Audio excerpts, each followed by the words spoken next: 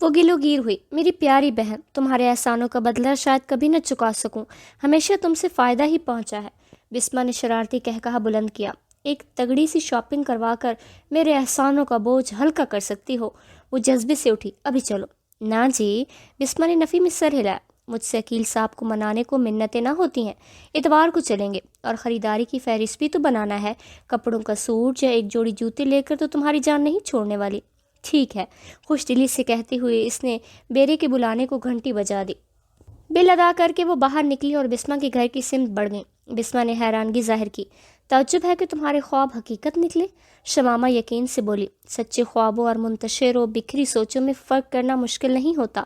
بسما نے خیال ظاہر کیا، ہو سکتا ہے یہ تلاوت تم نے پہلے سے سن رکھی ہو، جو تمہارے لاشعور میں محفوظ ہو اور نیند میں ابھر کر سامنے آ گئی ہو، چونکہ تم معاویہ کو چاہتی ہو اسی لیے قاری صاحب اس کی شکل میں نظر آیا ہو۔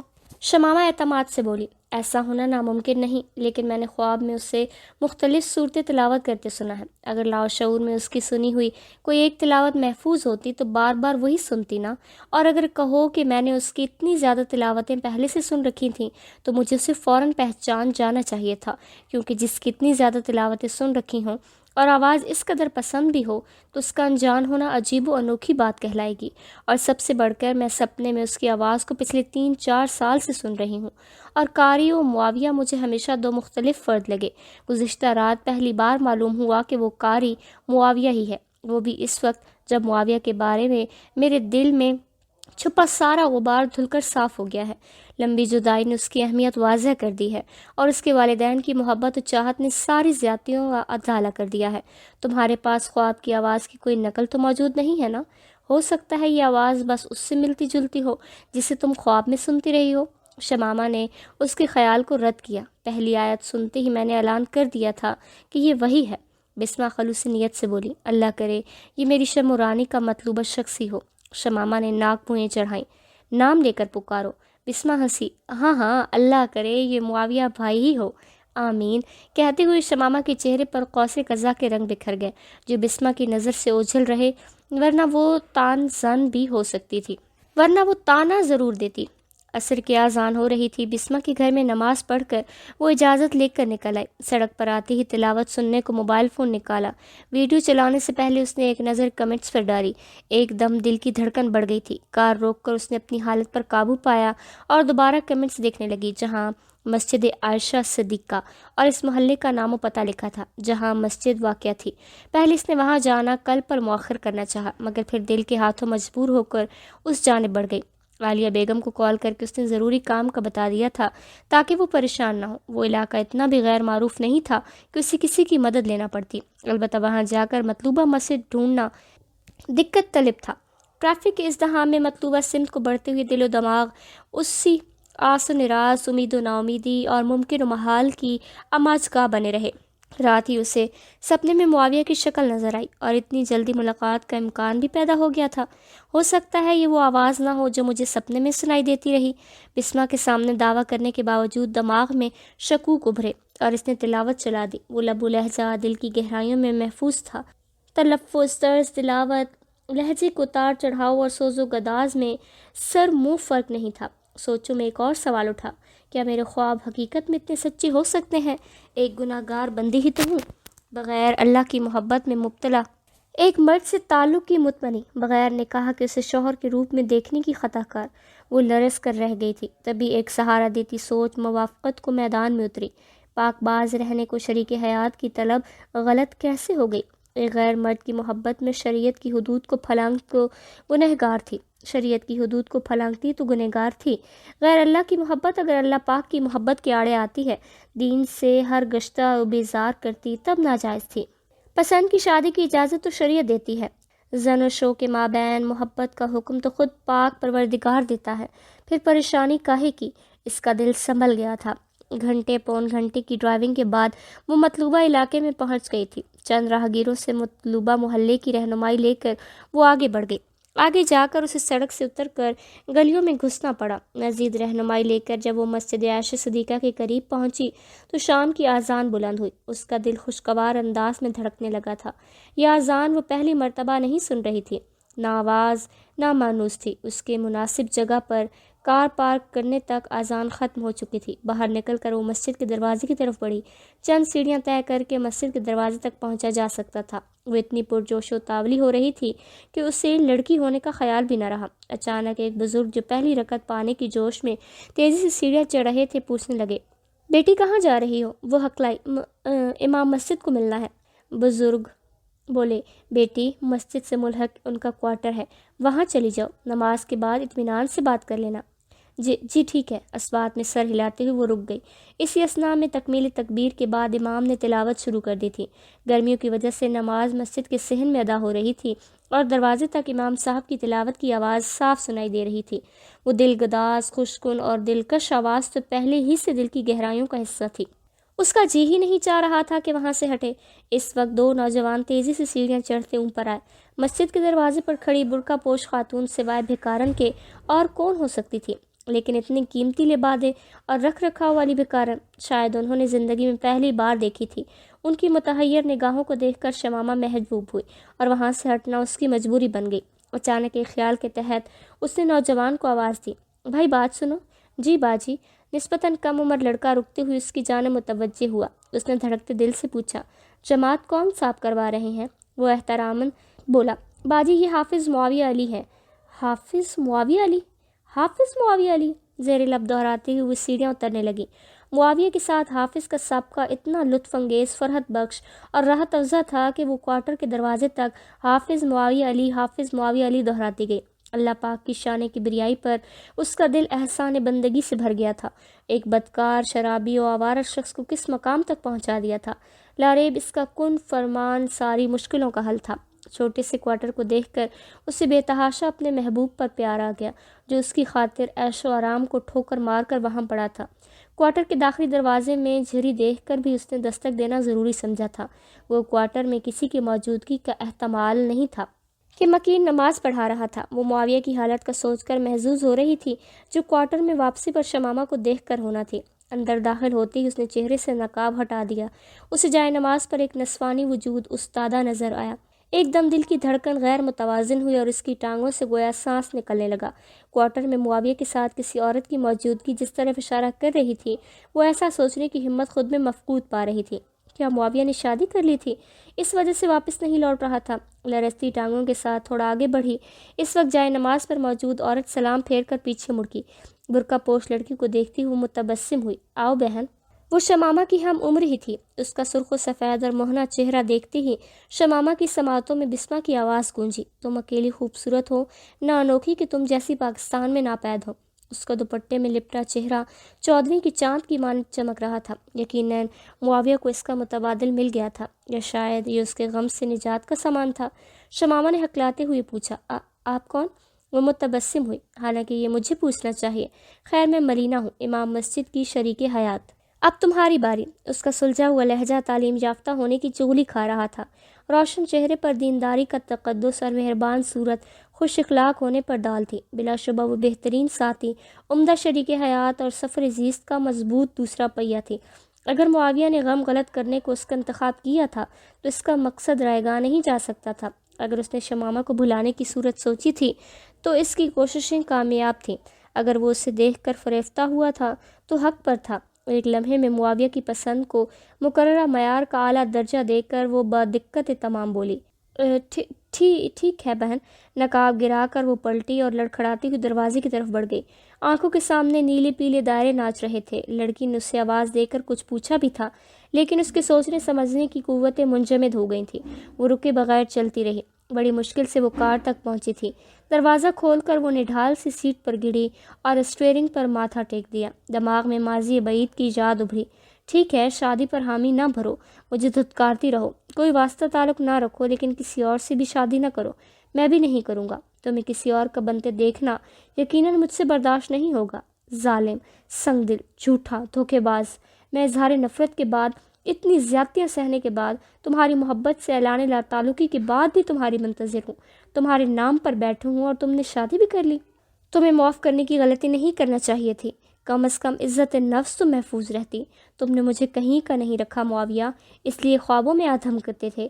تمہیں شم اڑانے کا ذرا بھی خیال نہ آیا۔ ساری محبت و چاہت جھوٹ کا پلندہ تھی۔ ایک بار بھی تصدیق کی کوشش نہ کی کہ میری شادی ہو گئی ہے کہ نہیں۔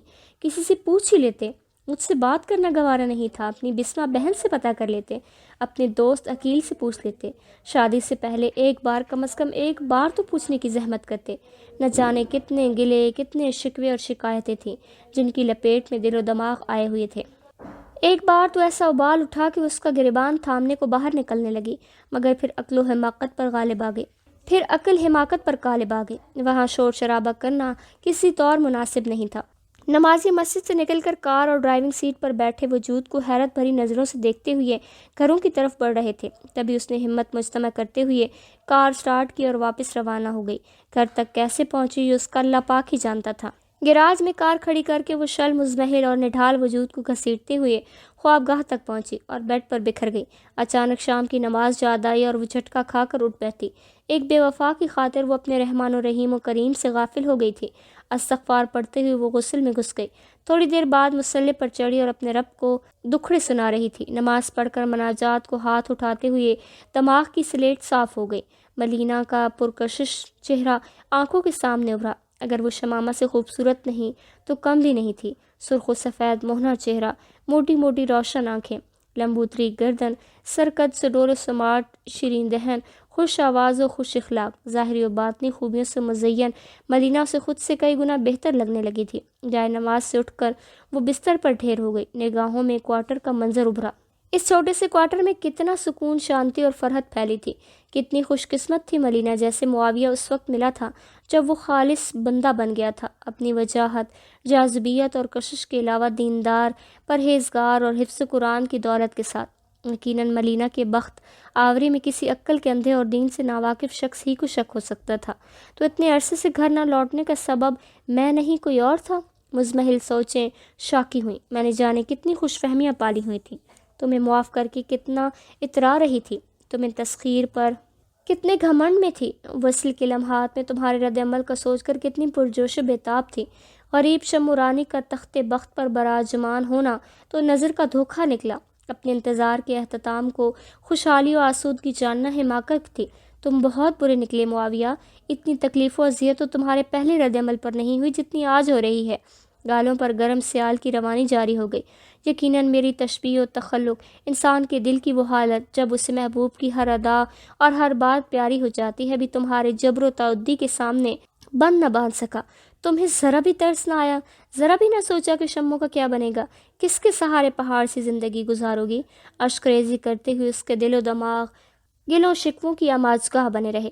دروازے پر آہٹ ہوئی، دوپٹہ چہرے پر رکھ کر اس نے تکیے پر سر ٹیک دیا، ساتھ ہی آنکھوں کو رگڑ کر صاف کیا۔ عالیہ بیگم کی مہربان آواز آئی، بہو کس وقت لوٹیں؟ بتایا بھی نہیں، تمہارے انتظار میں ہم بھوکے بیٹھے ہیں۔ اس کا بہو کہنا شمامہ کے دل پر پرچھیں کی طرح لگا تھا۔ بمشکل ہی وہ سخت رد عمل ظاہر کرنے سے رکی تھی، ورنہ دل و دماغ چیخنے چلانے پر مائل تھے۔ قدرت ناقاہت سے بولی، طبیعت ٹھیک نہیں تھی خالہ جان، اور ماسی زرینہ نے مجھے لوٹتے دیکھا تھا، سوچا آپ کو مطلع کر دے گی۔ کیا ہوا طبیعت کو؟ پریشانی ظاہر کرتے ہوئے اس نے شمامہ کے ماتھے پر ہاتھ رکھا۔ ہلکی ہلکی حرارت محسوس کرتے ہی وہ مزید تحقیق کی بجائے صدیقی صاحب کو آوازیں دیتے ہوئے دروازے کی طرف بڑھی۔ اجی سنتے ہو، بہو بخار سے پھنک رہی ہے۔ شمامہ نے اسے منع کرنے کو پکارا، مگر نحیف و ناواز عالیہ بیگم کی کانوں تک نہیں پہنچی تھی۔ صدیقی صاحب نے بھی فوراً کال کر کے ڈاکٹر کو بلایا۔ عالیہ بیگم واپس آ کر اس کا سر دبانے لگی۔ عالیہ کی پریشانی نے اسے محجوب کر دیا تھا۔ خالہ جان اتنے بھی بیمار نہیں ہوں، یقیناً اتنی دیر گرمی میں مارے مارے پھرتی رہی ہو، بخار تو ہونا تھا، کتنا منع کرتی ہوں، دفتر سے سیدھا گھر لوٹا کرو، اور کہیں کام سے جانا ہو تو دفتر سے چھٹی کر لیا کرو، مگر تمہیں کوئی فرق ہی نہیں پڑتا۔ شفقت بھرے لہجے میں کوستے ہوئے وہ سر دباتی رہی۔ صدیقی صاحب نے میا کر حال پوچھا، ہلکا سا سر درد ہے چچا جان؟ آپ نے بھی یوں ہی ڈاکٹر کو زحمت دی۔ صدیقی صاحب مسکرائے، تمہیں فکر کی ضرورت نہیں، اس زحمت کی خاطر خواہ معاوضہ ملے گا۔ ڈاکٹر کی آمد تک دونوں اس کے پاس رہے۔ ڈاکٹر نے معائنہ کر کے طمانینت کا اظہار کیا، فکر کی کوئی بات نہیں، ہلکی سی حرارت ہے۔ بیگ سے 2-3 خوراک گولیوں کی نکال کر اس نے عالیہ بیگم کو کھانے کی ترتیب بتائی اور اجازت لے کر رخصت ہو گیا۔ ماسی زرینہ دودھ گرم کر کے لے آئیں۔ مجبوراً دودھ کے گلاس کے ساتھ اسے 2 گولیاں نگلنا پڑیں۔ عالیہ بیگم اس کے ساتھ بیٹھ کر سر دباتی رہی۔ شمامہ جانتی تھی کہ اس نے منع کرنے پر بھی نہیں رکنا تھا۔ جان چھڑانے کو 2-3 منٹ بعد ہی وہ گہرے سانس لینے لگی۔ خوابیدہ سمجھ کر عالیہ بیگم احتیاط سے باہر نکل گئی۔ وہ بیڈ گراؤنڈ سے ٹیک لگا کر بیٹھ گئی۔ عشاء کی اذان کو کافی دیر گزر گئی تھی۔ نماز ادا کر کے وہ بسمہ کا نمبر ملانے لگی۔ گھنٹی وصول کرتے ہوئے اس کی چہکتی آواز ابھری، السلام علیکم۔ شاید کمنٹ کا جواب آ گیا ہے جو بسمہ غریب کو بے آرام کرنے کا سوچی ہے۔ وہ اب دیدہ ہو گئی۔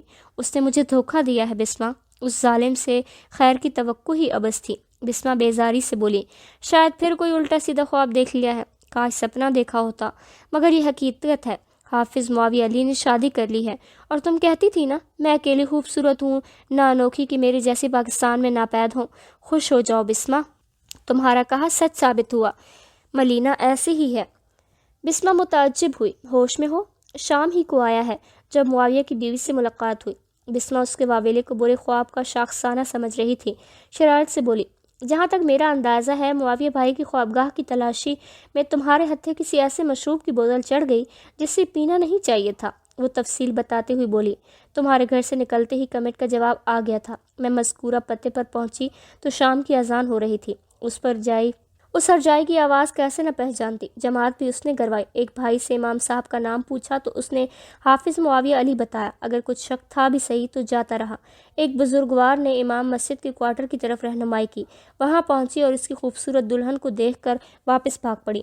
ملینہ نام ہے، ملینہ معاویہ، کتنا جسہ ہے نا؟ بسمہ کی الجھن آمیز آواز ابھری، مجھے اب بھی یقین نہیں آ رہا کہ یہ خواب نہیں ہے۔ وہ تلخی سے بولی، یوٹیوب پر اس تلاوت کے زیر میرا کمنٹ اور اس کا جواب دیکھ لو، شک دور ہو جائے گا۔ وہ شادی کیسے کر سکتا ہے؟ شمورانی کی بجائے اسے جنت کی حور بھی قبول نہیں تھی۔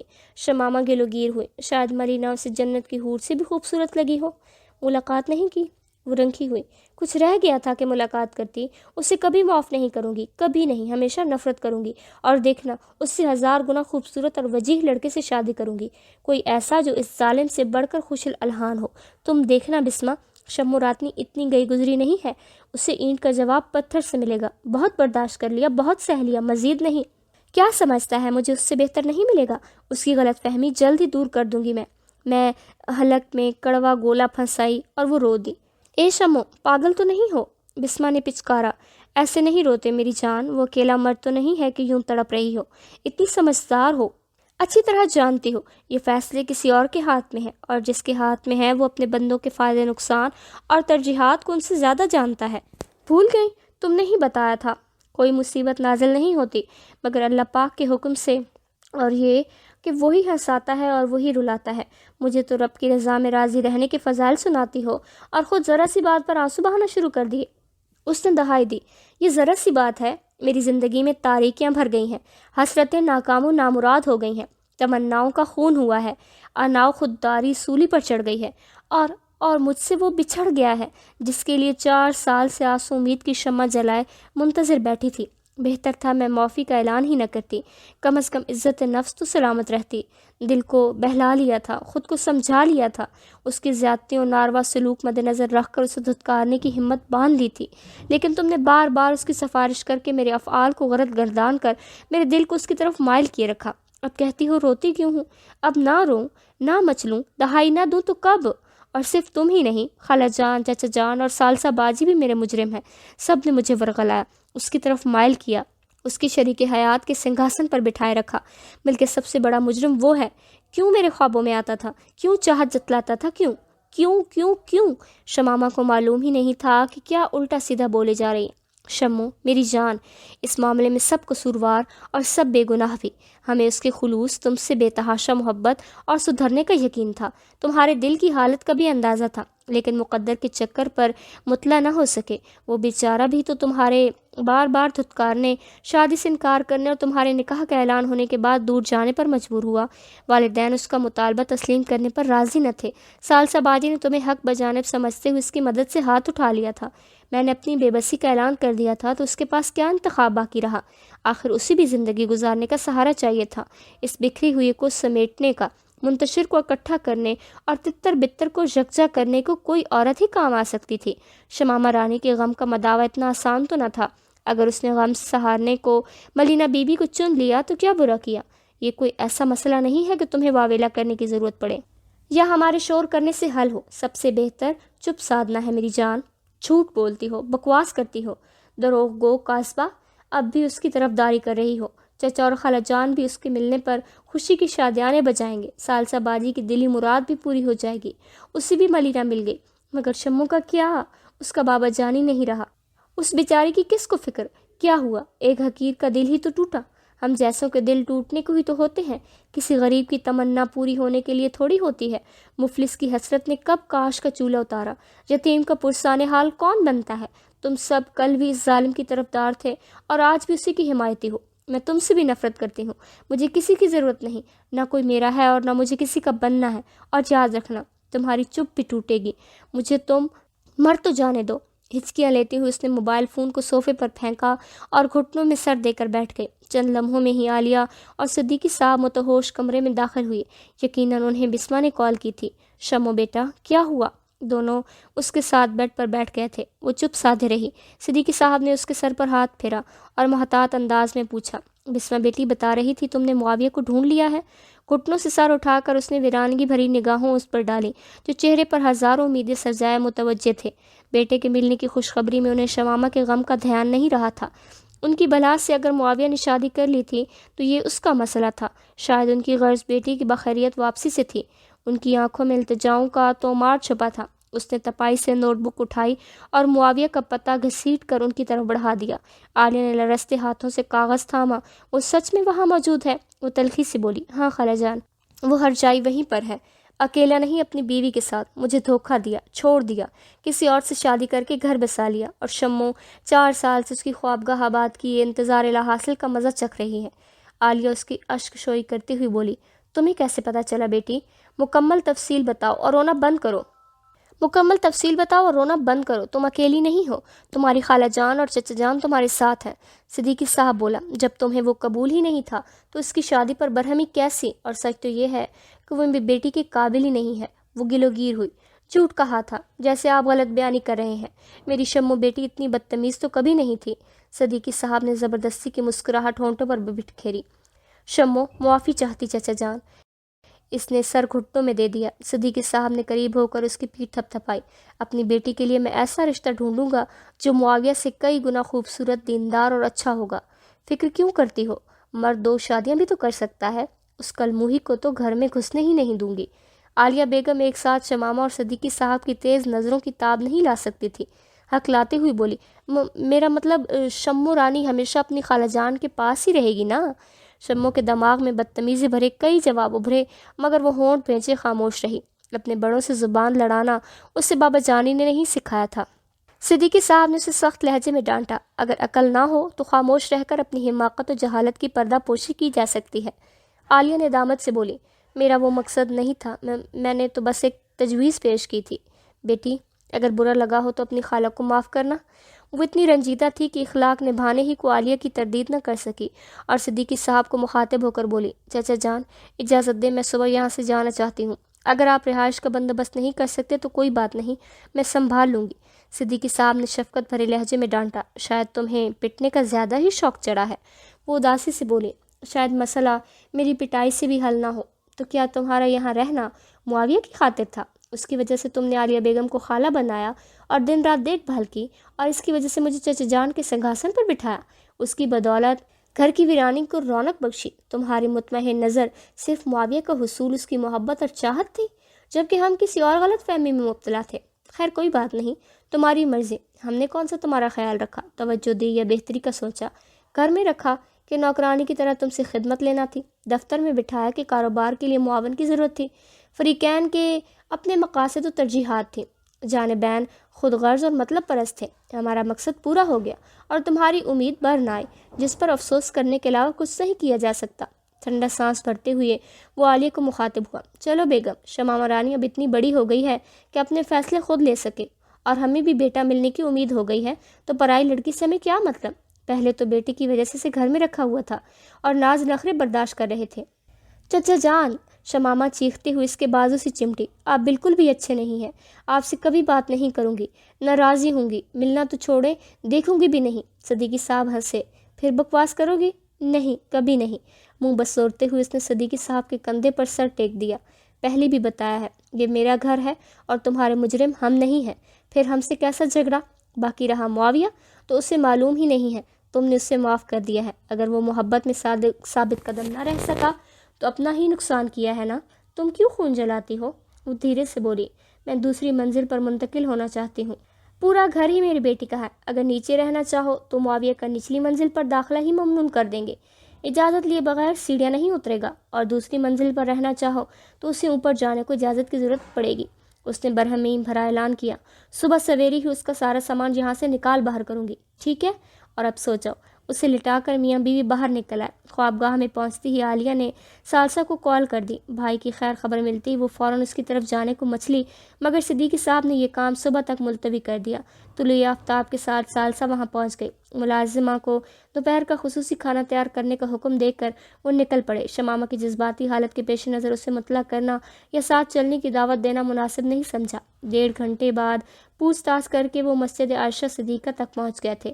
کار مناسب جگہ پارک کر کے وہ مسجد سے ملحق کوارٹر کی طرف بڑھ گئے۔ ان کے دل عجیب انداز میں دھڑک رہے تھے۔ اتنے عرصے بعد کھوئے ہوئے لاڈلے کی دید کو آنکھیں بے تاب تھیں۔ ثالثہ نے دروازے پر دستک دی، قدموں کی چاپ قریب آئی۔ مترنم نسوانی آواز ابھری، کون؟ عالیہ بے صبری سے بولی، دروازہ کھولو بیٹی، میں تمہاری ساس ہوں۔ زنجیر گرنے کی کھن کھناہٹ کے ساتھ پٹوا ہوئی ایک خوبصورت لڑکی آنکھوں میں حیرت کے دیپ جلائے کھڑی تھی۔ صدیقی صاحب پر نظر پڑتی ہی اس نے دوپٹہ منہ پر لپیٹتے ہوئی دروازے کی آڑ پکڑی۔ اپنے سسر سے پردہ نہیں کیا جاتا بیٹی؟ عالیہ اور ثالثہ ایک ساتھ داخل ہوئی۔ وہ گھبراتے ہوئے مستفسر ہوئی، آپ کو پہچانا نہیں؟ ثالثہ ہنسی، پہچان کرا تو دی ہے، یہ بتاؤ معاویہ بھائی کہاں ہے؟ مسجد میں، زبان سے کہتے ہوئے اس نے ہاتھ سے بھی اشارہ کر دیا تھا۔ اس کی آنکھ ٹھوکر کھانے سے کھلی تھی۔ ہٹ حرام، تمہیں راستہ ہی ملا ہے آرام کرنے کو؟ حسیلے بزرگوں جلد بازی میں اس کے جسم سے ٹھوکر کھا بیٹھے تھے، اسے کوس کر اپنی غلطی پر پردہ ڈالنے لگے۔ سوٹا لگا کر منحوسوں کو سد بد نہیں رہتی۔ بآواز بلند بڑبڑاتے ہوئے وہ آگے بڑھ گئے۔ معاویہ کے پہلو میں بزرگوں کے نوکیلے جوتوں کی ٹھوکر نے اچھی خاصی چوٹ پہنچائی تھی۔ چوکڑی مار کر بیٹھتے ہوئے وہ دھیرے سے بڑبڑایا، ونج کاسے دے یار تو پچھتا سہی، ساڑے اجڑن تے او خوش نہیں۔ چہل پہل شروع ہو گئی تھی۔ لوگ دائیں بائیں بے نیازی سے گزر رہے تھے۔ اس کا وجود اتنی اہمیت کا حامل بھی نہیں تھا کہ کوئی توجہ سے دیکھ ہی لیتا۔ اگر کوئی بھول بھٹکی نظر پڑ بھی جاتی تو اس میں حقارت، کراہیت اور ملامت بھری ہوتی۔ پسینے اور مٹی نے اس کے کپڑے ہی میلے نہیں کیے تھے، حلیہ بھی بگاڑ دیا تھا۔ بکھرے بال، کئی دنوں کی بڑی ہوئی شیو، آنکھوں میں ویرانی، چہرے پر مایوسی، حسرت، نا امیدی اور اذیت پھیلی تھی۔ پراگندہ حال، بکھرا وجود، منتشر خیالات، پریشان چہرہ، افسردہ اور خود سے نالاں، اس حالت میں شاید اسے رشتہ دار بھی نہ پہچانتے۔ فٹ پاتھ سے ملحق پارک کی دیوار تھی۔ وہ دیوار سے ٹیک لگا کر بیٹھ گیا۔ چند راہگیروں نے قریب سے گزرتے ہوئے سکے اور چھوٹے نوٹ بھی اس کی جانب پھینکے۔ سیٹھ معاویہ علی صدیقی، یہ ہے تمہاری حیثیت؟ چہرے اور کپڑوں پر مٹی کے چند داغ کیا لگے، لوگوں نے تمہیں بھیک منگا سمجھنا شروع کر دیا۔ گویا کار، کوٹھی اور قیمتی کپڑے ہی تمہاری حیثیت کا تعین کرتے ہیں۔ اگر یہ سب کسی بھیک منگے کو مل جائیں تو اسے بھی سیٹھ سمجھا جائے گا۔ خارجی عناصر پر اترانا کہاں کی عقل مندی ہے؟ مفلسی عمارت پر ہی اگر پہچان کی معیار ہیں تو شخصیت، کردار، خوبیاں و خامیاں کس پلڑے میں رکھی جائیں گی؟ اپنی ذات سے استفسار شروع ہو گئے تھے۔ گزشتہ صبح ناشتہ کیا تھا اور اب بغیر کھائے پیے 24 گھنٹے سے زیادہ گزر چکے تھے۔ اسے شدت کی پیاس محسوس ہو رہی تھی۔ وہ پارک کی غربی دیوار کے ساتھ بیٹھا تھا اور دیوار کی اندرونی طرف لگے درختوں کا سایہ اس پر پڑ رہا تھا، لیکن جو ہی سورج نے نصف مسافت طے کی، دھوپ تیز ہوئی اور سایہ دیوار کی طرف سمٹ کر دور ہٹنے لگا، یوں جیسے آرام اور سکون نے ساتھ چھوڑ دیا تھا۔ البتہ اس کی حالت ایسی تھی کہ سایہ سکون دے رہا تھا، نہ دھوپ سے کوئی تکلیف ہو رہی تھی۔ پیاس کی شدت سے حلق میں کانٹے پڑ رہے تھے، پسینے بہنا رک گیا تھا کہ جسم میں پانی کی مقدار میں خاطر خواہ کمی ہو چکی تھی۔ پسینے اور مٹی سے لتھڑا لباس اکڑ کر علیحدہ تکلیف کا باعث بن رہا تھا، مگر وہ پاؤں بچائے بیٹھا رہا۔ اولاد سے نالاں ایک باپ جو بیٹی کے معیت میں قریب سے گزر رہا تھا، اس کی جانب اشارہ کرتے ہوئے بیٹی کو نصیحت کرنے لگا، دیکھ لیا نشے کا انجام؟ اس بدبخت کے دماغ سے دھوپ سائے کا احساس زائل ہو گیا ہے، تبھی تو میں منع کرتا ہوں، آوارہ دوستوں کی صحبت چھوڑ دو۔ جب تک آواز سماعتوں تک پہنچتی رہی، باپ کی نصیحتیں جاری رہیں۔ وہ 2-3 گھنٹے سے زیادہ سورج کا مقابلہ نہیں کر پایا تھا اور لڑک کے پہلو کے بل گر پر ان کی آنکھیں بند ہو گئیں۔ سائے ڈھلے گرمی کی شدت میں کمی آئی۔ پیاس کی زیادتی نے اس کی آنکھیں کھولنے پر مجبور کر دیا۔ حلق میں کانٹے پڑے تھے، دماغ میں سائیں سائیں ہو رہی تھی اور جسم نقاہت سے ہلنے جلنے کے قابل نہیں رہا تھا۔ بڑی مشکل سے وہ سیدھا ہو کر بیٹھ گیا۔ صبح کی طرح اس وقت بھی ٹریفک کا ازدحام تھا۔ جیسے پرندوں کے غول آشیانوں کو لوٹتے ہیں، یوں ہی بنی آدم اپنے ٹھکانوں کی جانب لوٹ رہے تھے۔ امیر غریب، چھوٹے بڑے، بیمار صحت مند، ادنا اعلیٰ، عقل مند بے وقوف، تمام اپنی منزل کی جانب رواں دواں تھے۔ منتظر ہوتی ہیں چولہوں پر کھنکتی چوڑیاں، لوٹ آنا تم گھروں کو شام جب ہونے لگے۔ تمام کا کوئی نہ کوئی تو ٹھکانہ تو گھر کا کوئی منتظر تھا۔ اس کا کون تھا کہ لوٹتا؟ محبت کرنے والی باجی ہی نے جب دھتکار دیا تھا تو کوئی اور کیا غم بانٹتا؟ ایک گنے رس والا قریب سے گزرا۔ ریڑھی پر رس نکالنے کی مشین اور تھوڑے سے گنے بچے تھے۔ یقیناً وہ دہاڑی لگا کر گھر جا رہا تھا۔ معاویہ نے نحیف آواز میں پکارا۔ اگر آواز کے ساتھ ساتھ ہاتھ کا اشارہ نہ کرتا تو شاید وہ نہ سن پاتا۔ وہ ریڑھی روک کر متوجہ ہوا اور معاویہ نے ایک انگلی اٹھائی۔ فقیر ایسے بھی ہیں، یا اللہ کے نام پر چاہیے، طنزیہ انداز میں کہتے ہوئے اس نے ریڑھی روک دی تھی۔ معاویہ کے قریب تھوڑی سی ریزگاری بکھری تھی جو راہگیروں نے بھیک کے نام پر پھینکی تھی۔ اس کے ہاتھ بمشکل جیب میں رینگے۔ بٹوا باہر نکال کر ٹٹولا تو چند چھوٹے بڑے نوٹ دکھائی دیے۔ درمیانی مالیت کا ایک نوٹ نکال کر اس نے بٹوا جیب میں رکھ لیا۔ ریڑھی والا مشین چلا کر گنے اندر ڈال رہا تھا۔ رولروں کے بیچ پھنس کر گنا چپکنے لگا اور اس کا سارا رس نکل کر دھاتی پر نالے میں بہتا ہوا برتن میں جمع ہونے لگا۔ وہ منظر اسے اپنی زندگی کے مشابہ لگا تھا، یوں جیسے لوہے کا ایک رولر شمامہ ہو اور دوسرا اس کے والدین، اور وہ ان کے درمیان گنے کی مانند نچڑتا جا رہا ہو۔ ریڑھی والے نے گلاس بھر کر ایک سفید لفافے میں انڈیلا اور لفافہ اسے پکڑا دیا۔ اس کی سوالیہ نظروں کو دیکھتے ہوئے یہ وضاحت کرنے لگا، سائیں، ان گلاسوں میں شرفا پیتے ہیں۔ کسی نے آپ کے ہاتھ میں گلاس دیکھ لیا تو دھندے پر اثر پڑے گا، لوگ تو بات کا پتنگڑ بنا دیتے ہیں۔ اس کے ہاتھ سے 50 کا نوٹ پکڑ کر اس نے 10 روپے واپس کیے اور آگے بڑھ گیا۔ معاویہ کے ہونٹوں پر تبسم نمودار ہوا۔ جی چاہا بلند کہا لگائے۔ اس کے ہونٹوں سے لگنے کے بعد ریڑھی والے کا گلاس پلید ہو جاتا۔ صحیح کہا دوست، بالکل صحیح، بالکل درست کہا۔ بلا شبہ میں اتنا ہی گندا ہوں، بلکہ اس سے بھی زیادہ گندا ہوں۔ لوگوں کے مجھ سے مخاطب ہونے پر بھی قدغن ہونا چاہیے۔ خود کلامی کرتے ہوئے اس نے لفافے کے کونے کو دانتوں سے کاٹا اور ٹھنڈا مشروب حلق میں اتارنے لگا۔ ہر قطرے کے ساتھ مردہ جسم میں جان پڑ رہی تھی۔ ایک گلاس گنے کے رس سے اس کی پیاس تو نہیں بجھی تھی، لیکن اتنی طاقت جسم میں آ گئی کہ حرکت کر سکتا۔ دیوار کا سہارا لے کر کھڑا ہوا اور آہستہ روی سے آگے بڑھنے لگا۔ پار کی دیوار کا چکر کاٹ کر وہ دروازے سے اندر داخل ہوا۔ دروازے کے ساتھ چند مٹکے دھرے تھے۔ پلاسٹک کا ایک میلا کچیلا گلاس بھی رکھا تھا۔ وہ گلاس بھر بھر کر حلق میں انڈیلنے لگا اور اچھی طرح سیر ہو کر باہر نکل آیا۔ اب قدموں میں جان پڑ گئی تھی۔ سمت کا تعین کیے بغیر اس کے قدم اٹھنے لگے۔ شام کی اذان کانوں میں پڑی مگر رکے بغیر چلتا رہا۔ ایک چھپر ہوٹل کے پاس سے گزرتے ہوئے اسے بھوک کا احساس ہوا۔ دکھ درد پریشان کر سکتے ہیں، بھوک پیاس سے لا تعلق نہیں کر سکتے۔ اس نے جو ہی لکڑی کے بینچ پر نشست سنبھالنا چاہی، ایک مفلوک الحال بیرے نے ٹوک دیا، او سائیں، دھندے کا وقت ہے، بعد میں آنا۔ غصہ نہیں آیا تھا کہ یہی تو وہ چاہتا تھا، اس لیے کہ شمامہ کی یہی مرضی تھی۔ کھانا کھانا ہے، پیسے ہیں؟ بیرے نے طنزیہ لہجے میں پوچھا اور معاویہ نے 100 کا نوٹ اس کی طرف بڑھا دیا۔ واہ سائیں، آج تو مالدار ہو، اور یہ بٹوا کس کا ہے؟ بیچارے کو اڑایا ہے؟ بیرے نے نوٹ لیتے ہوئے بھپتی، کسی کے اتنا قیمتی بٹوا کسی فقیر کی ملکیت نہیں ہو سکتا۔ اس نے جواب دینے کی زحمت نہیں کی۔ اچھا کھانا لاتا ہوں، تم یہاں بیٹھو۔ اس نے لکڑی کی چوکی بیٹھنے کو دی کہ معزز نہ صحیح گاہک تو تھا۔ معاویہ چوکی کو دور دھکیل کر زمین پر ہی پھسکڑا مار کر بیٹھ گیا۔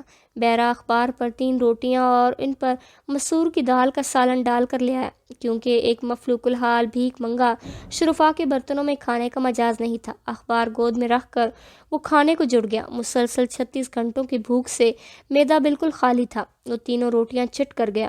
پیٹ بھرنے کے بعد سستی طاری ہونے لگی، مگر آرام کرنے کی بجائے وہ چل پڑا۔ رستہ معلوم تھا نہ منزل کا پتہ تھا، لیکن سکون چلنے میں ہی تھا۔ رات گئے 2-3 جگہوں پر اسے پولیس والوں کی گالیاں سننا پڑیں۔ ایک نے تو 3 تھپڑ بھی جڑ دیے، مگر اس کی خوش قسمتی کہ کسی کو تلاشی لینے کا خیال نہ آیا، ورنہ پیسوں سے ضرور ہاتھ دھو بیٹھتا۔ یہ بھی ممکن تھا اسے جیب تراشی کے الزام میں حوالات کی ہوا کھانی پڑتی۔ کتنا قیمتی بٹوا اس کے پاس کہاں سے آیا؟ اس وقت تک چلتا رہا جب تک ٹانگوں نے ساتھ دیا۔ صبح کی اذان ہو رہی تھی جب وہ سڑک کے کنارے ایک درخت کے نیچے لیٹ گیا۔ سخت زمین، گرمی کی شدت، کیڑے مکوڑوں کی اجارہ داری اور گاڑیوں کا شور، اس کے باوجود اس کی آنکھیں بند ہونے لگی۔ دن چڑھے کسی بھلے مانس نے زندگی کا یقین کرنے کو نبض پر ہاتھ رکھا اور وہ جاگ گیا۔ آنکھیں ملتے دیکھ کر وہ جلدی سے پیچھے ہوا اور خفت سے بولا، میں نے سوچا اوپر پہنچ گئے ہو۔ معاویہ نے خاموشی سے درخت کے تنے سے ٹیک لگا لی۔ لمحہ بھر جواب کا انتظار کرنے کے بعد اس نے بے نیازی سے کندھے اچکائے اور اپنے رستے ہو لیا۔ دن کا بیشتر حصہ اس سے وہیں بیٹھے گزار دیا۔ دوپہر کو بھوک پیاس کی حاجت نے اسے اٹھنے پر مجبور کر دیا۔ جلد ہی ایک ریڑھی والا نظر آیا۔ پلاسٹک کی بدنما پلیٹ میں چھولوں کا سالن ڈال کر اس نے ایک تندوری روٹی بھی اسے پکڑا دی۔ 2-3 اور بندے بھی فٹ پاتھ کو بطور طعام گاہ استعمال کر رہے تھے۔ ریڑھی والے نے یہ مہربانی ضرور کی کہ اسے پلیٹ کے قابل سمجھا تھا۔ کھانا کھا کر بل ادا کیا اور چل پڑا۔ بات سنو، لگا اسے مخاطب کیا جا رہا ہے۔ مڑ کر دیکھا 2 مچ قریب پہنچ چکے تھے۔ ان کی شکل شناسا سی لگتی تھی۔ جی، وہ حیرانگی سے مستفسر ہوا۔ چپ چاپ بٹوا ہمارے حوالے کر دو ورنہ آنتیں سڑک پر بکھری پڑی ہوں گی۔ دونوں اس کے آگے پیچھے کھڑے ہو کر اپنے تئیں راہ فرار مسترد کر رہے تھے۔ معاویہ کو یاد آ گیا کہ انہیں ریڑھی والے کے پاس کھانا کھاتے ہوئے دیکھا تھا۔ اس نے احتجاج کا سوچا کہ خنجر کھا کر چند لمحوں کی تکلیف کے بعد وہ مسلسل اذیت اور درد و غم سے نجات پا جاتا، اور عمل کر گزرا۔ ایک دم اس نے سامنے والے پر ہاتھ اٹھا دیا۔ دونوں مستنڈے لمحہ بھر کو حیران رہ گئے، مگر پھر سنبھل کر بجائے خنجر چلانے کے انہوں نے لاتوں مکوں کی بارش کر دی۔ معاویہ سڑک پر گر گیا۔ شاید موت کی راحت اس کے نصیب میں نہیں تھی۔ سر پر لگنے والی ایک ضرب اسے دنیا معافیہ سے دور لے گئی۔ اچکوں نے بٹوے سے تمام نقدی نکال کر بٹوا اس کی جیب میں ڈالا اور رفو چکر ہو گئے۔ چند راہگیروں نے یہ منظر دیکھا تھا، مگر کسی نے اچکوں کے کام میں مداخلت نہیں کی اور نہ ان کے جانے کے بعد معاویہ کی طرف متوجہ دی۔ وہ فٹ پاتھ سے لڑھک کر زمین پر آ گرا۔ اسی دم ایک بارش موٹر سائیکل سوار نے بمشکل بریک لگا کر اسے بچایا۔ سر سے بہنے والا خون سڑک پر پھیل گیا۔ موٹر سائیکل کھڑا کر کے وہ فوراً قریب پہنچا۔ معاویہ کی آنکھیں بند تھیں۔ خون ماتھے سے بہہ کر چہرے پر آ گیا تھا۔ اس نے بدحواسی میں دائیں بائیں دیکھا اور پھر سر سے سفید امامہ اتار کر معاویہ کے زخم پر لپیٹنے لگا تاکہ خون رک سکے۔ 2-3 اور راہگیر بھی قریب آئے۔ کیا ہوا؟ اس کی مدد کرتے ہوئے 1-2 نے استفسار کیا۔ مولوی نے لا علمی کا اظہار کرتے ہوئے کہا، یہ پہلے سے گرا ہوا پڑا تھا، شاید کسی گاڑی سے ٹکر ہوئی ہے اور مارنے والا بھاگ گیا۔ ایک شخص نے کہا، اسے ہسپتال لے جانا پڑے گا۔ دوسرے نے نفی میں سر ہلایا۔ پولیس کی مداخلت کے بغیر ہسپتال والے ہاتھ نہیں لگائیں گے۔ مولوی بولا، میری مدد کرو، اسے واقف کار ڈاکٹر کے پاس لے جاتا ہوں، آپ کے ساتھ چلتا ہوں۔ ایک جوان سال شخص نے خود کو پیش کیا۔ مولوی صاحب آگے بڑھ گیا۔ درمیان میں معاویہ اور پیچھے ایک آدمی اسے پکڑ کر بیٹھ گیا۔ 10-15 منٹ بعد وہ سڑک سے اتر کر گلیوں میں داخل ہوئی اور ایک چھوٹے سے کلینک کے سامنے پہنچ گئے۔ ڈاکٹر یقیناً مولوی صاحب کا شناسہ تھا کہ معاویہ کو دیکھتے ہی اسے چھیڑنے لگا۔ مفتی صاحب، لگتا ہے آج بے احتیاطی کر گئے۔ مولوی نے دوسرے آدمی کی مدد سے معاویہ کو مریضوں کے بستر پر لٹا دیا۔ یہ میرا کارنامہ نہیں ہے ڈاکٹر صاحب، شک تو آپ پر ہی کیا جائے گا، مزاحیہ انداز میں کہتے ہوئے وہ معاویہ کا معائنہ کرنے لگا، جبکہ معاویہ صاحب کی مدد کرنے والا اجازت لے کر باہر نکل گیا۔ مزہ نہیں آیا مفتی صاحب، دل کی دھڑکن، نبض، بلڈ پریشر، ہر چیز نارمل ہے۔ سر میں لگنے والی ضرب بے ہوشی کا باعث بنی ہے، باقی جسم پر ہلکی پھلکی چوٹیں ہیں۔ آپ کو زیادہ سے زیادہ چند ماہ ہی کی قید ہوگی۔ ڈراتے کیوں ہو یار؟ اطمینان بھرا سانس لیتے ہوئے مفتی صاحب نے نشست سنبھالی تھی۔ جوان سالہ مفتی کے مقابل ڈاکٹر ادھیڑ عمر کا تھا، مگر دونوں خاصے بے تکلف معلوم ہوتے تھے۔ ڈاکٹر نے منہ بنایا، چند ماہ قید کی خبر سنا کر میں ڈرانے والا ہو گیا؟ اور آپ جو کروڑوں سالوں کی قید کا مزدہ سناتے ہیں اس کا کیا؟ مفتی صاحب ہنسے۔ آپ کی آخرت سنوارنے کی کوشش کرتا ہوں، ڈاکٹر صاحب ترکی بترکی بولے، اور میں آپ کی دنیا سنوار رہا ہوں۔ مجھے اجازت مل سکتی ہے؟ مفتی صاحب نے جانے کو پر تولے۔ پائیوڈین سے معاویہ کا زخم صاف کرتے ہوئے وہ قطعیت سے بولا، ایسا سوچنا بھی مت ڈاکٹر صاحب، میں آپ کی طرح فارغ نہیں ہوں۔ ڈاکٹر نے پھپتی کسی، جو نمازیں آپ معاوضاً لے کر پڑھاتے ہیں وہ ہم بھی پڑھ لیتے ہیں، بلکہ ماہانہ جرمانہ بھی ادا کرنا پڑتا ہے۔ پھر چائے ہی منگوا لو۔ مفتی صاحب نے اٹھنے کا ارادہ ترک کر دیا تھا۔ البتہ یہ ممکن ہے۔ اسبات میں سر ہلاتے ہوئے ڈاکٹر مددگار لڑکے کو چائے کا بتانے لگا۔ چائے آنے تک ہلکی پھلکی نوک جھوک کے ساتھ معاویہ کی مرہم پٹی بھی ہو چکی تھی۔ جب تک وہ چائے پیتے معاویہ نے کرہ کر آنکھیں کھول دیں۔ ڈاکٹر نے قریب ہو کر نرم لہجے میں پوچھا، طبیعت کیسی ہے جوان؟ خالی نظروں سے ڈاکٹر کو دیکھتے ہوئے وہ ایک جھٹکے سے اٹھ بیٹھا۔ یہ حرکت مہنگی پڑی تھی۔ درد کی تیز ٹھیس نے اسے کراہنے پر مجبور کر دیا۔ آرام سے، ڈاکٹر نے کندھوں سے تھام کر مزید حرکت سے روک دیا۔ معاویہ ماتھا پکڑ کر درد سہارنے لگا۔ مفتی صاحب نے قریب آ کر پوچھا، کیا ہوا تھا؟ معاویہ نے حقیقت اگلی، وہ مجھ سے پیسے چھین رہے تھے۔ مزاحمت کرنے پر ہاتھا پائی پر اتر آئے۔ اچھا، تمہاری مرہم پٹی ہو گئی ہے، 2-3 دن بستر توڑو، اس کے بعد ہی مزدوری کر سکو گے، اور یاد سے روزانہ پٹی تازہ کراتے رہنا۔ اپنے حلیے سے وہ ڈاکٹر کو مفلوق الحال مزدور لگا تھا۔ چلو آپ کو گھر چھوڑ دوں، مولوی صاحب نے پیشکش کی۔ گہرا سانس لے کر معاویہ نے سر جھکا لیا تھا۔ ڈاکٹر اور مفتی صاحب کی آنکھیں چار ہوئیں۔ مفتی صاحب نے سر کو خفیف سی جنبش دیتے ہوئے پیشکش کی۔ میرے پاس ایک ایسا ٹھکانہ ہے جہاں تم زخم ٹھیک ہونے تک قیام کر سکتے ہو۔ معاویہ مفتی صاحب کے ساتھ نہیں جانا چاہتا تھا۔ درد، اذیت، بدحالی اس کا متپہر نظر تھا۔ یہ احساس کہ شمامہ اس حالت میں دیکھ کر خوش ہوگی بے حد سکون آور تھا۔ مجھے ٹھکانے کی حاجت ہے، نہ کسی ہمدرد کی ضرورت۔ بہتر تھا اگر وہیں پڑے رہنے دیا ہوتا۔ شستہ لہجے میں کہتے ہوئے وہ چارپائی کا سہارا لے کر کھڑا ہوا۔ بہرحال آپ کی نیت صاف تھی، اس لیے معافی تلافی کی ضرورت نہیں۔ ڈاکٹر طنزیہ لہجے میں بولا، آپ کی وسیع ظرفی، کشادہ دلی اور احسان شناسی یقیناً شکر و بے مہربانی جیسے الفاظ سے بے نیاز ہوگی۔ معاویہ بظاہر نرم لہجے میں بولا، کیا آپ میری ترجیحات سے واقف ہیں یا مجھ سے زیادہ میرے فائدے نقصان سے آگاہ ہیں؟ ڈاکٹر مستفسر ہوا۔ کسی بے ہوش زخمی کی احتیاط، حاجت و ضرورت کیا ہو سکتی ہے؟ معاویہ بے نیازی سے بولا، اسی کو معلوم ہوگا جو بے ہوش پڑا ہے۔ ڈاکٹر برہم ہوا۔ بے ہوشی کا علاج کیے بغیر کیسے پوچھا جائے گا؟ اور اصول کیا ہے؟ ہر زخمی ٹھیک ہونا چاہتا ہے یا آپ کی طرح خودکشی کا شائق ہوتا ہے؟ آپ کی اصول شناسی اور ہمدردی میرے لیے باعث زحمت ہوئی، البتہ ایسا نادانستگی میں ہوا، تبھی میں تعاون کیے بغیر جا رہا ہوں، اور اگر لٹیروں نے جیب کا صفایا نہ کر دیا ہوتا تو یقیناً مرہم پٹی کا بل بھی چکا دیتا۔ تکرار ختم کرتے ہوئے معاویہ سست روی سے چلتے ہوئے باہر جانے لگا۔ دھیرے قدم رکھنے کے باوجود سر میں دھمک ہو رہی تھی۔ اس کے حلیے اور لب و لہجے کے واضح تضاد نے مفتی صاحب کو چونکا دیا تھا۔ کسی گنواش سے بعید تھا کہ یوں مدلل اور سلجھی ہوئی گفتگو کر پاتا۔ اس نے ڈاکٹر صاحب کو گھورا اور اس نے اظہار بیزاری میں کندھے اچکا دیے۔ مفتی صاحب نے تبصرہ کیا، شدید دکھ و نا امیدی کے گھیرے میں ہے، اپنوں سے شاکی، ہمدردی و غمخواری سے بیزار، زندگی سے نالاں، موت کا خواہاں، خود گزیدہ شخص لگ رہا ہے۔ تو ڈاکٹر نے بے پرواہی ظاہر کی، اسے اپنے حال پر چھوڑ دینا بہتر ہوگا۔ مفتی صاحب نے نفی میں سر ہلایا، ضائع ہو جائے گا۔ ڈاکٹر ہنسا، ہم سے مطلب؟ یہی اس کی ترجیح ہے۔ اگر ہر شخص اپنی ترجیحات کا تعین خود کر سکتا تو اللہ پاک انبیاء کرام کو مبعوث نہ فرماتا۔ بعض اوقات سنگین غلط فہمیوں کا شکار ہو کر انسان صرف اپنا نہیں معاشرے کا بھی نقصان کر دیتا ہے۔ خیر خواہی کا تقاضا یہ ہے کہ ایسے انسان کو حتی الوسیع برے انجام سے بچانا چاہیے۔ ڈاکٹر نے منہ بنایا، ایسا بس آپ سوچتے ہیں؟ ہاں، میں ایسا ہی سوچتا ہوں کہ اس کا حکم مجھے شریعت دیتی ہے، مفتی صاحب اطمینان بھرے انداز میں کہتا ہوا دروازے کی جانب چل دیا۔ معاویہ سر جھکائے آہستہ قدموں سے نامعلوم سمت کو روانہ ہوا۔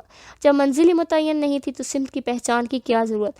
مفتی صاحب موٹر سائیکل سٹارٹ کر کے قریب پہنچا۔ بیٹھو، میں چھوڑ دیتا ہوں۔ معاویہ نے چونکتے ہوئے سر اٹھایا، شکریہ جناب، جلدی ہوتی تو آپ کو ضرور زحمت دیتا، پر منزل مسافر کو زمین کا ہر گوشہ ایک سا لگتا ہے۔ مفتی صاحب سنجیدگی سے بولا، ثابت کرو۔ معاویہ کے چہرے پر حیرت نمودار ہوئی۔ مفتی صاحب نے متبسم ہو کر وضاحت کی، جب زمین کا ہر گوشہ ایک ہی حیثیت رکھتا ہے تو یقیناً میرے حجرے میں 2-3 روز کے قیام سے آپ کو فرق نہیں پڑے گا۔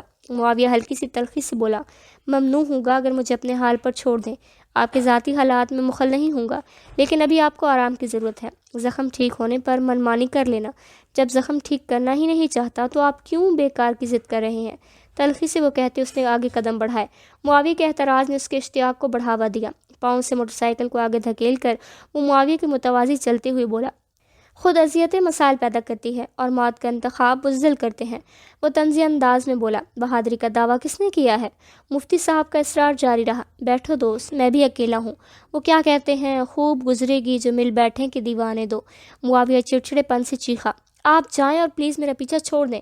مفتی صاحب نے دھمکی دی، بہتر ہوگا میرے ساتھ چلو ورنہ پولیس کو کال کرتا ہوں کہ ایک مشتبہ شخص سڑکوں پر مارا مارا پھر رہا ہے۔ معاویہ زہر خندہ ہوا، حوالات سے ڈرانا چاہتے ہو؟ نہیں، مفتی صاحب نے نفی میں سر ہلایا، البتہ پولیس والے آپ کے اقربا کی تلاشی میں سستی نہیں دکھائیں گے، جہاں سے فرار ہوئے ہو وہیں پہنچا دیے جاؤ گے، اور یقیناً وہ دوبارہ بھاگنے کا موقع نہیں دیں گے، اور میرے ہاں سے فرار ہونا بالکل بھی مشکل نہیں ہوگا، بلکہ آپ کو بھاگنے کی ضرورت ہی نہیں پڑے گی۔ زخم ٹھیک ہوتے ہی آرام سکون سے رخصت لے لینا۔ گہرا سانس لیتے ہوئے معاویہ نے غصے کو قابو کیا، چچا، خواہ مخواہ بننے کی کوشش کر رہے ہیں آپ، مفتی صاحب ترکی بترکی بولے، اور آپ خود احتسابی کی خوش فہمی میں مبتلا ہو کر ضرورت سے زیادہ اکتاہٹ کا مظاہرہ کر رہے ہیں۔ معاویہ نے جھلاتے ہوئے اس کے پیچھے نشست سنبھالی، بہتر ہوگا جو میری زندگی کے بارے میں تفتیش سے خود کو باز رکھیں۔ مفتی صاحب نے کہا لگاتے ہوئے اس بات میں سر ہلایا۔ مطالبہ ناجائز نہیں تھا۔ مفتی صاحب کا حجرہ مسجد سے ملحق تھا۔ حجرے کے 2 دروازے تھے، ایک مسجد میں کھلتا تھا اور دوسرا کوارٹر میں۔